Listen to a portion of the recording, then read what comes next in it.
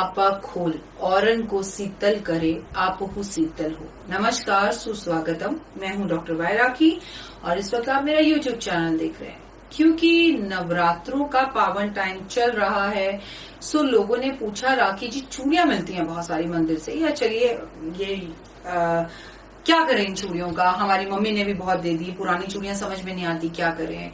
तो सबसे पहले तो आपने ये सवाल पूछा तो हॉस्टल की याद आ गई वनस्थली में, क्योंकि जब हमारे पास बहुत सारी चूड़ियां हो जाती थी तो हम उसका क्राफ्ट बना लेते थे, हम उसके अलग अलग शो पीसेस बनाते थे। तो सबसे पहले तो मैं ये कहूंगी कि उसके शो पीसेस बनाइए, घर को डेकोरेट करिए और पुरानी चूड़ियों से पर्दे बनाइए घर के। जी हाँ, आवाज भी बहुत खूबसूरत आएगी और चूड़ियों का इस्तेमाल भी सही होगा।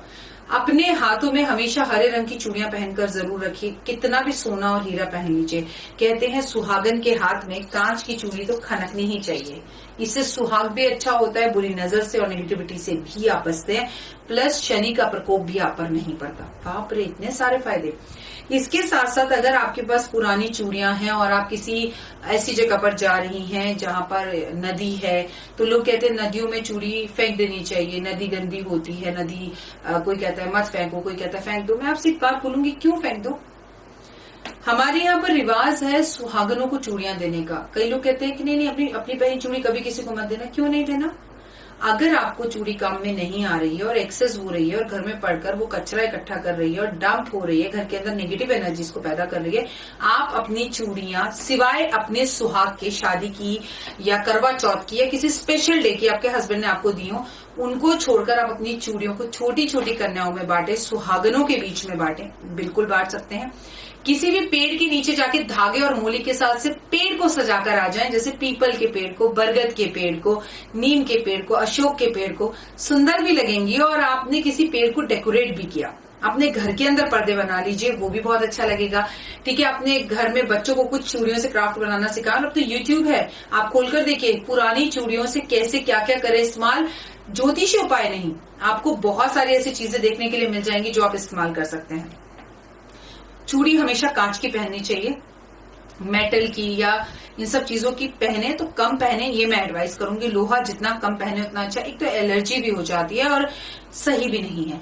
अगर आपने सोना हीरे की भी चूड़ी पहन रखी है तो भी आपको कांच की चूड़ी जरूर पहननी चाहिए और हमेशा अपने हाथों में हीरे की या सोने की चूड़ी पहनकर रखनी चाहिए। कहते हैं इससे शास्त्रों में औरत का सम्मान बढ़ता है। अगर किसी कारण से फाइनेंशियली स्थिति ऐसी नहीं है कि आप सोने की चूड़ी खरीद सके, तो सोने जैसे दिखने वाली या चांदी की 2 चूड़ी लेकर उसमें सोने का पानी चढ़ाकर अपने मन को तसल्ली देने के लिए, अपने आप को खुशी देने के लिए आप ये काम जरूर कर लीजिए। अब देखिए ना, महिलाओं के गले से चेन तो हटी गई है, आपको भी बहुत अच्छे से पता है। हम चेन पहनते हैं, बाइक पर कोई आता है खींच के ले जाता है। अभी रिसेंटली मैंने सोचा कि एक सास बहू मॉर्निंग वॉक कर रहे थे, एक लड़का आया, चक्कू रखा तो चूड़ियां भी उतरवा कर ले गया। बाप रे बाप, कहाँ देश जा रहा है, कहाँ माहौल जा रहा है, समझ में नहीं आ रहा है। इस देश के अंदर औरत तो कहाँ से सेफ होगी, उसकी चेन तक जब सेफ नहीं है। सोचने वाली बात है, विषय बहुत गहरा है, हमें समझना होगा। यहाँ औरत की सशक्तिकरण की बात हर कोई करता है, लेकिन क्या वाकई में औरत को शक्ति की जरूरत है? औरत तो शक्ति का ही रूप है, माँ दुर्गा का ही रूप है। जन्म ही शक्ति के रूप में औरत लेती है, उसको किसी शक्ति की जरूरत नहीं है। बस पुरुष अक्सर उसकी शक्ति से डरते हैं। कहीं ना कहीं महिलाएं खुद को समाज की वजह से आगे नहीं आने देती। कुछ तो लोग कहेंगे, लोग क्या कहेंगे, मेरा भाई ऐसा है, मेरे पति ने मुझे घर से निकाल दिया। तो ना इन सब वहमों और इन चीजों से बाहर निकलकर उभर कर अब आज की नारी आगे बढ़ रही है। तो पुरानी चूड़ियों का क्या करें, लेकिन गांव देहात में कल्चर आज भी है। बहुत सारे लोगों को ऐसी वीडियोस बनाने में भी बहुत ऐतराज रहा कि जी कौन से जमाने की बातें करते हो। भाई आप नहीं मानते, आज भी समाज के अंदर पति के पांव छुए जाते हैं, सास के पांव छुए जाते हैं। आज भी ऐसे घर और महिलाएं हैं जहां खाना पुरुषों को खिलाकर खुद खाती हैं। ये उनसे कोई जबरदस्ती नहीं कर रहा, ये उनके मन की खुशी है, खुद खुशी नहीं है, ये दिल से वो करना चाहते हैं। तो अगर आप भी दिल से इन चीजों को फॉलो करना चाहते हैं तो जरूर करें। पुरानी चूड़ियों को किसी भी तरह से डंप कर घर रखने की जगह पर उन्हें इस्तेमाल कीजिए। टूटी हुई और मोली हुई चूड़ियां कतई ना पहने। चूड़ियों को टूटने के बाद या मोलने के बाद डस्टबिन में ना फेंके, उसे किसी पेड़ के नीचे रख दे आदर के साथ। आफ्टर ऑल वो आपकी सुहाग की चीज है। मंदिर के पर्दे बना दीजिए। अपनी सहेली से बोले तेरे पास कुछ चूड़ियां, आप भी निकालो, मोली से बांध के लंबे लंबे लंबे लंबे पर्दे घर के आसपास कोई मंदिर है वहां जाके लगाओ। पंडित भी खुश, आपका भी काम हो गया, धार्मिक कार्य भी हो गया, समय भी व्यतीत हो गया और चीजें भी बेहतर हो गई।